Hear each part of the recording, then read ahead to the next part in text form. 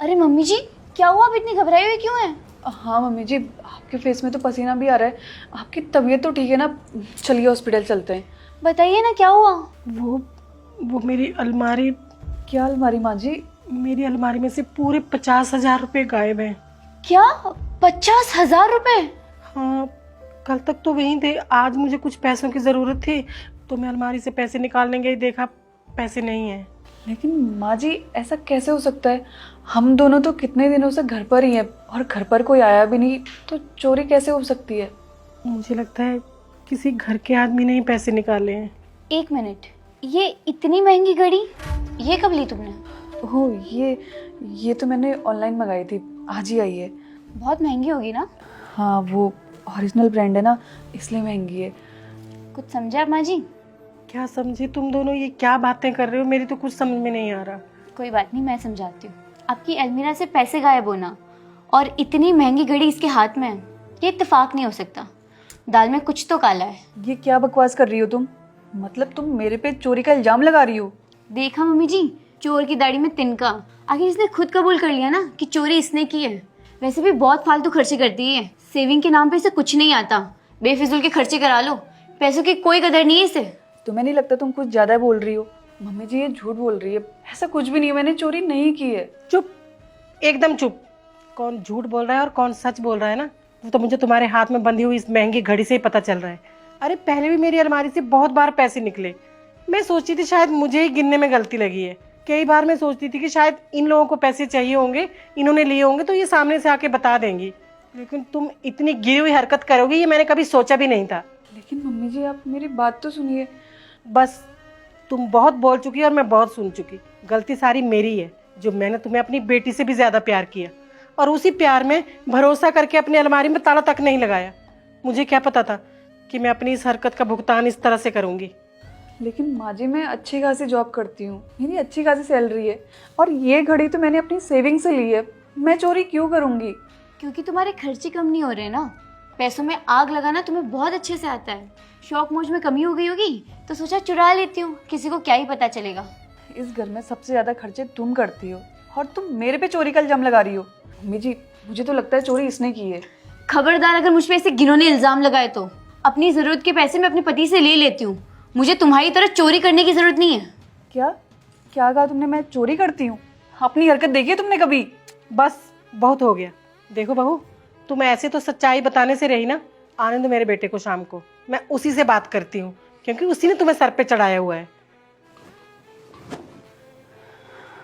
क्या मिला तुम्हें इस तरीके का मुझ पर इल्जाम लगाकर?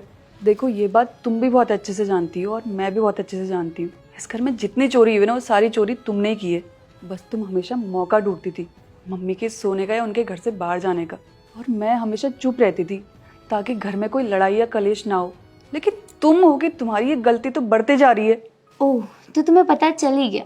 अफसोस, तुम मेरा कुछ कर तो पाओगी नहीं, क्योंकि मम्मी जी को तो यही लगता है कि चोरी तुमने की है और तुम्हारे पास मेरे खिलाफ कोई सबूत तो है नहीं। तो बेहतर यही होगा कि ज़्यादा होशियार बनने की कोशिश ना करो। देखो बहू, या तो तुम सच बोल दो और ये मान लो कि तुमसे गलती हुई है, इसी में तुम्हारी भलाई है।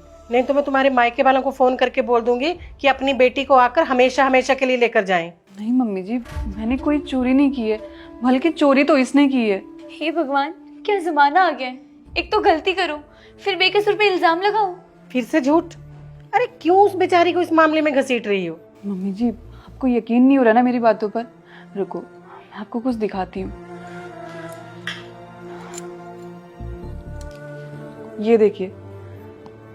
माँ, जैसा आपने कहा था ना, मैंने बिल्कुल वैसा ही किया है और किसी को भी शक नहीं हुआ है। अब तो मैं घर पे राज करूँगी, सिर्फ आपकी वजह से। मुझे पैसे भी मिल गए और मैं घर की मालकिन भी बन जाऊंगी, और उससे तो माँ जी घर से बाहर निकाल ही देगी। देखा मम्मी जी, ये है इसकी सच्चाई। इतना बड़ा विश्वासघात। बहू, मुझे माफ कर दो। अरे मैं इसकी बातों में आ गई थी। मैंने ना सच जाना ना झूठ जाना, ना कोई सबूत देखा और तुम पे शक करने लगी। गलती तो मेरी ही है, जो मैं इसे भोली समझती रही। लेकिन शायद ये जानती नहीं है कि झूठ के पैर नहीं होते, वो ज़्यादा दिन तक नहीं टिकता है और सच्चाई एक न एक दिन सामने आ ही जाती है। माँ जी प्लीज़ मुझे माफ़ कर दो। चुप, एक तो अपने ही घर में चोरी करती है और फिर झूठी माफी भी मांगती है। बहू, तुम पुलिस को फोन करो, इसके किए की सजा ना मैं इसे दिलवा के रहूंगी। जी मम्मी जी, देखा तुमने, यही होता है, बुरे कामों का नतीजा हमेशा बुरा ही होता है। एक तो तुमने अपने घर में ही चोरी करी और चोरी का इल्जाम लगाया और झूठ भी बोला, और उसी झूठ को छुपाने के लिए तुमने 100 झूठ बोले। पैसों की लालच में तुम इतनी अंधी हो गई हो कि सही और गलत में फर्क दिखना ही बंद हो गया है। माँ जी प्लीज़ मुझे एक आखिरी मौका दे दो, मैं कभी ऐसी गलती नहीं करूँगी। माफी?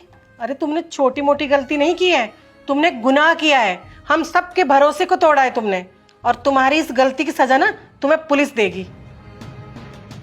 अभी जो आपने वीडियो देखी इसमें बहुत ज़्यादा इंपॉर्टेंट मैसेज है, तो जल्दी से इस वीडियो को सभी फ्रेंड के साथ, फैमिली के साथ शेयर कीजिए, क्योंकि आपका एक एक शेयर हमारे लिए बहुत मोटिवेशन देता है, हमें मोटिवेट करता है और वीडियोस बनाने के लिए।